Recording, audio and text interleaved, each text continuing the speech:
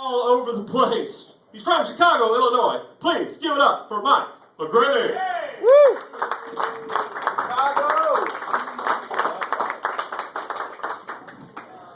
I don't know how to write introductions. He tells me to write introductions. The master of disaster. The king of Kong. I don't know what to write. My name is not McGeady either. It's McGeady, but we'll work on that.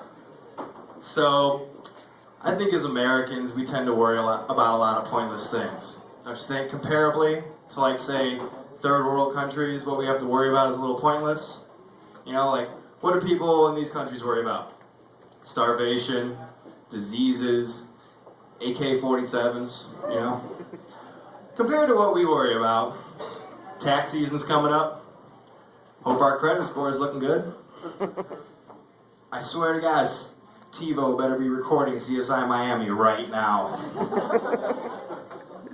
It amazes me, the number one fear in the U.S., above all other things, more than death, more than terrorism, more than spiders, is public speaking.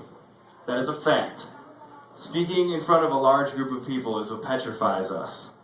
I gotta wonder, do you think people in these third world countries are scared to talk in front of other people? I don't think so. I mean, I gotta admit, even right now, as I'm sitting here looking at you, I'm a little afraid. Then again, I've never had a machine gun shoved in my face or watched my village burn to the ground.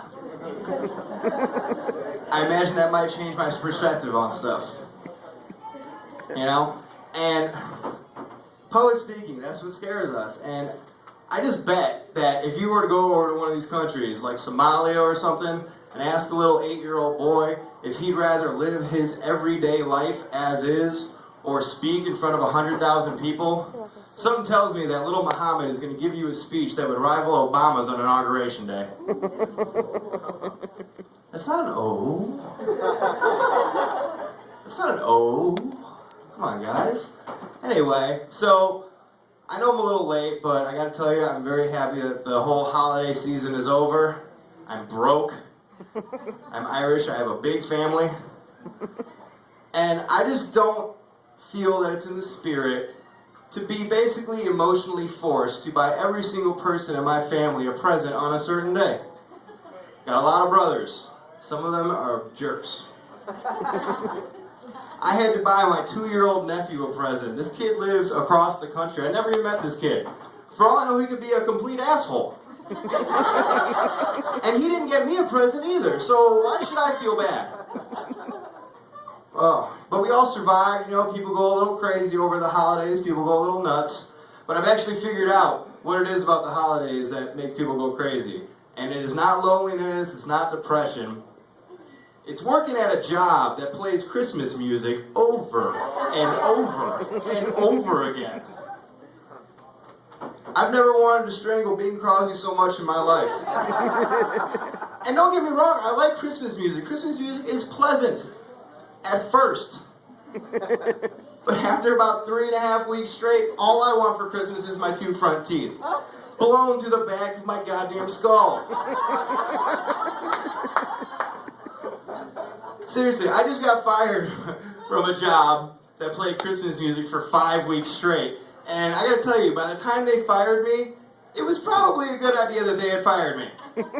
I'm starting to scare coworkers, not intentionally, but I'd be sitting at the water cooler, singing Christmas songs, accidentally replacing some of the words, like, on the first day of Christmas, my true love gave to me a shotgun for my killing spree. Got the 2 new guys behind me standing there like, what did he just say? Is he joking? But, like I said, Christmas songs are pleasant at first. But there is one Christmas song that no matter what time of year it is, no matter what time of Christmas it is, I cannot stand. And that song is Rudolph the Red-Nosed Reindeer. It's not that it's a terrible song. I just think that it gives out a terrible message. Let me explain to you how I see Rudolph the Red-Nosed Reindeer. Here's this poor little reindeer with something wrong with him. And all the other reindeer, like, talk shit to him and don't let him play any reindeer games and, you know, probably give him wedgies and stuff all the time. Then all of a sudden on Christmas Eve, it's cloudy out, and then they figure out that they can use this little thing for something. They figured out that they can use him, put him in the front of the sleigh, and lead their way so they don't crash into a mountain. I think there's something wrong with that, because now all of a sudden that they figure out that they can use him, they're hanging out with him, they're like including him in their little reindeer activities. I don't really know what reindeer do, but they were all playing and jumping and stuff.